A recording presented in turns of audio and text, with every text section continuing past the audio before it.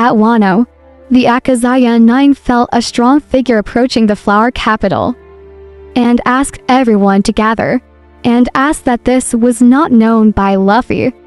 On the other hand, as Ryakuju continued walking towards the flower capital, he said that even if you want it, what is called power is power that is difficult to obtain.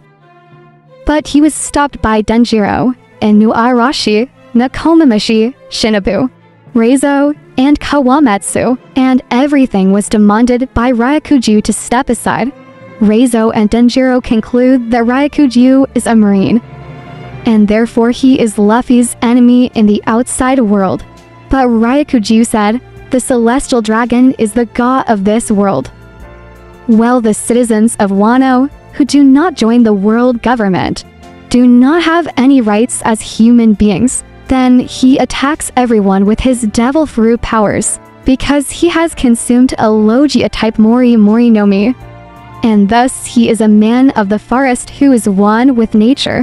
When attacking Ryakuju using forest root and plant-based attacks, then Ryakuju tells the samurai that mankind has only progressed so far because they upheld the hierarchy, and non-affiliated countries must be put in place to maintain peace, because according to him, prejudice breeds stability, discrimination breeds peace.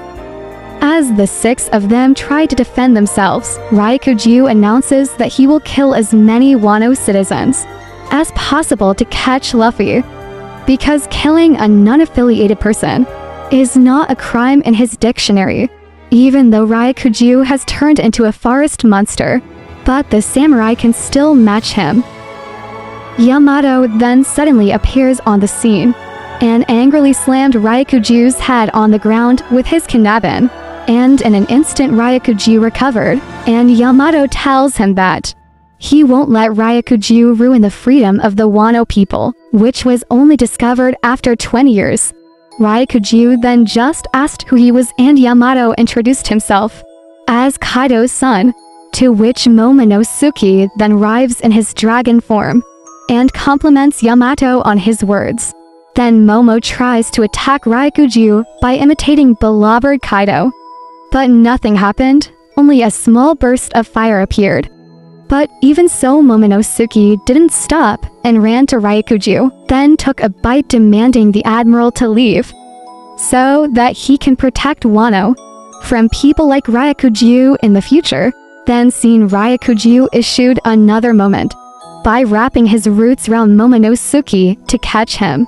Yamato then tries to help, but Momo asks him not to interfere in the fight. Meanwhile, in the ocean round Wano, the Akagami pirates are waiting outside. Some of Shanks' crew told him that they should go and meet Luffy, because now Luffy has become a great pirate. But Shanks seemed too busy reminiscing about the last time he saw Kozuki Oden and his children. When he saw Luffy's new wanted poster, he reminisces when he and his crew stormed the world government ship that was carrying the Gamu Gamu no Mi. And after that he spent time in Luffy's village, until he lost his left arm, for trying to save Luffy from a sea monster. After Shanks finished reminiscing, he told his crew that he would not meet Luffy at Wano and surprise everyone. He reminds them that Bartolomeo made a mess recently in one of their territories by burning its flag, and replaced it with Luffy's, and he wanted to handle the situation. He asked Ben Beckman, "Beck, I think it's time for us to take One Piece." Meanwhile, at Marine headquarters in the New World, Fleet Admiral Sakazuki is informed that the world government cannot allow the Revolutionary Army to do as it pleases. And while Sakazuki knew this, there were no Marines left to deploy. The person he spoke to is also the head of the Marine Criminal Affairs Unit. Chroma, his real name is Tensei, tells him that Sabo has become a legend because he turns out to kill Nefertari Cobra King of Arabasta, and one of the descendants of 20 founders from 800 years ago, which he thought was a great advantage for the Revolutionary Army. Besides that, before Cobra was killed, he attacked Mary Joyce and destroyed the symbol of world nobility, which is practically a declaration of war. Despite Fujitora and Ryakuju's best efforts, Sabo and other leaders of the Revolutionary Army were able to save Bartolomeo Kumar and escape. Chroma said that the two admirals might not be allowed to fight it out in the Holy Land, but Sakazuki demands that he not make excuses for them. Here it is also revealed that Cobra Princess Nevertari Vivi also disappeared, and he's still investigating how Cobra's death and Vivi's disappearance are connected. While Kizaru, who is also present, asks if they can close the case of attempted murder of St. Carlos. Chroma then says that St. Miasgard escaped the attackers in the Holy Land. Then the Holy Knight must mediate and investigate the complicated conflict. But Sakazuki told him to let them take over and did it. Cromer said that most of these incidents were related to Sabo, making it a fire of rebellion that spread throughout the world, and that the 8 rebel kingdoms were inspired to stage a coup while their king was away. Now, people call Sabo as the god or emperor of fire, and his influence is said to be greater than that of the monkey D-Dragon himself. Azaro also points out that above all else his younger brother is now one of the Furunko of the sea. Of course, one revolutionary who raised an army claimed that Sabo's influence could be felt even in the pirate world, because his younger brother had just destroyed the old world order, and now times are changing. Sakazuki looks at the ocean and says, apparently the first became the great admiral of the troubled age. Even so, I will annihilate anyone who dares to oppose me. Momonosuke once again tells Yamato not to interfere with his fight with Ryakuju. Yamato asked why, but Momonosuke was knocked to the ground by Ryakuju. Seeing that Momo was cornered, Reizo then used Ninpo Maki Maki no Jutsu Kaden to set fire to Ryakuju, who acts like it hurts before dropping his charade and revealing that he is capable of casting a technique that makes him impervious to fire. Ryakuju, who was angry, then stabbed Reizo's chest with its root and started to drain his energy. This makes the samurai angry and do their best to help Reizo, so that Denjiro, Kawamatsu and Nekomamushi were also entangled in those roots. Meanwhile, the interior of the castle is downstairs. Kozuki Sukiyaki's secret room shows him with Nico Robin. Then Trafalgar Law joined, using his room. The 3 of them then walked further underground, from the secret Sukiyaki room. When the former shogun admitted that Kaido and Orochi could still find the road poneglyph underground because of Jack. Yes, because Jack, he is a fishman. Robin asks what does he mean, and the Sukiyaki explained that they would understand soon enough. Law then asked how far it was, and Sukiyaki said, if the distance is until we arrived at several hundreds of years ago. Just as the 2 of them saw a faint light coming from the glass window, the 2 then looked into it and were shocked by what they saw. If the whole city was underwater, Sukiyaki explained that what they saw was Wano, in particular from 800 years ago.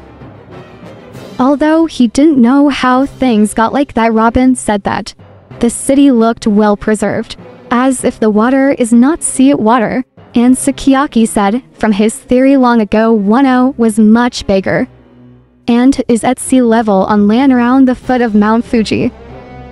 But at some point, a wall was erected around him, which closes the island and prevents rainwater from escaping, which caused the old city to be buried. The land at the top of the mountain was reserved for settlers, and finally became Wano, who is today. The 3 finally arrive at their destination, and find a road poneglyph, marking it as the 3rd path that Mujiwara pirates need. Sukiyaki later said that if one traveled deeper, they would find the ancient weapon Pluton, Outside the flower capital, Ryakuju tells the samurai that it is indeed sad. But Kaido's government is what makes this country have the strength to repel enemy attacks from outside. He once again demanded that Luffy be brought before him and promises to leave after he kills her. Yamato then asked Momonosuke to summon Luffy and the others to defeat Ryakuju. But Momo refuses to involve them. Momo also tells Yamato that she doesn't want to taint Yamato's departure after being imprisoned for so long, and after relying on the Straw Hat for so long. He needs to prove that Momo and his followers can take care of themselves once they're gone, where Momo keeps asking Ryakuju to leave, and finally manages to materialize Kaido's Belabbird, which really damages Ryakuju's body. The samurai and Yamato react in amazement at Momonosuke's accomplishments as the Ryakuju tree form burns to ash. Ryakuju is able to regenerate from his sapling and regain its tree form, where he announces he will kill her if she continues to get in his way. However, Ryakuju felt a very strong Hyoshoku Haki blast coming from Shanks, which caused him to return to his normal form.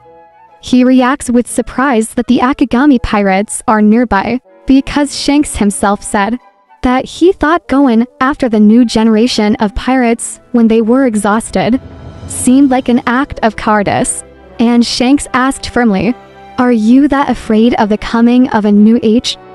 Shanks' presence convinces Ryakuju to abandon his mission. Yamato as well as the samurai celebrate their victory. Meanwhile, Luffy, Zoro, Sanji and Jinbei were sitting on the hillside and watching the fight, and said that their samurai friends were truly extraordinary and strong.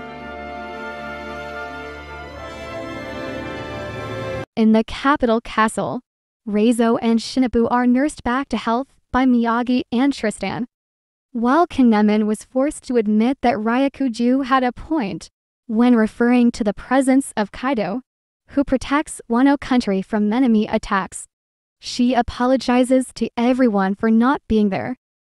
Previously, Nekomamushi brushed it aside and asked Kinemon how Zoro was doing. Kinemon explains that he is safe and well, with only serious burns on his face. Even though Okobore City had been burnt, she blushed in acknowledging her beauty even after all these years. While Inuarashi, Kikinoyo and also Reizo express their feelings about the sentimentalist Kinemon. Meanwhile, in the remaining part of Okobore City, Suru and Koko talk about Kinemon's return and how Suru plans to move to the flower capital so she can continue to be by her husband's side.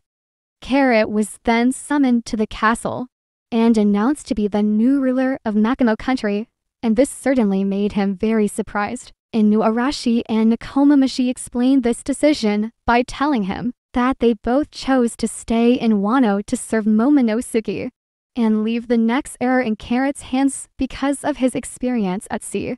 Carrot disagrees, saying there are so many people stronger than him. But Inuarashi and Wanda support the decision by saying that their duty is to protect their country, and most importantly, he carries Pedro's will in his heart. Then, on the other hand, Kozuki Sukiyaki showed himself to his grandchildren and also the samurai, assuming all the samurai had known about it too, except Kinemon, who internally expressed surprise at Sukiyaki's survival. In another room, Frankie and the Straw Hat members find out from Robin that Plutons do exist in Wano, but he hasn't seen them. Robin asks Luffy if he wants to get it, and here Luffy refused on the grounds that he didn't need it. But Robin asked why Odin wanted to release him into the world. A young-looking woman then intervenes in the conversation, who turns out to be Shinobu, having regained her youthful form after Ryakuju's attack. On the other hand, a nearby eavesdropping caribou is shocked by the truth about the Pluton and must tell that person the truth of this. A few days later, the flower capital was busy again in the castle. Momonosuke barged into a room to ask Zoro to teach him some sword techniques. but didn't find anyone. He looked around the castle and found out from Hiri and Deku that they were gone. After saying goodbye to everyone except him and Kinemon, then we are taken to the Takajuden port. Luffy, Law, and Kid choose their next destination via a pose log. The two of them separated because their alliance had ended with the defeat of Big Mom and also Kaido. Luffy and Kid chose to go east while Law decided to go northeast, on the grounds that it was the shortest route to reach the next island, where Luffy and Kid grab straws to decide who will take that route. And Luffy loses in the end, saying Kid he is now the emperor, even though he lost. When discussing about Yonko, or see Emperor Kid took out a flyer and voiced his strong dislike towards Buggy and his new organization that is Cross Guild, with former Shichib Yukai, Crocodile, and also Dracula Mihawk as his subordinates. He has become a figure strong enough to earn the title of Yonko. Zoro then voices his disbelief that Mihawk would be anyone's subordinate, and Luffy said Buggy was an idiot. Kid revealed that Buggy used his company to give bounties to Marine members, while commenting how much the outside world has changed. While they were in Wano, Law gave Kid a copy of the road pornglyph at Wano. Kid revealed that his crew had managed to retrieve it from Whole Cake Island some time ago. Killer states that in order to take part in the upcoming war for One Piece, they need to find the man with the burnt scars. Luffy questioned him about it before Kid left, as he told Luffy that they now had an advantage over Luffy and his crew. Then we go back to the castle, where we see Momonosuke and Kinemon looking for Yamato, where it turns out Yamato was on the roof the whole time, where he announced that he was abandoning his plans to join the Straw Hats and will live like Kozuki Oden in the land of Wano.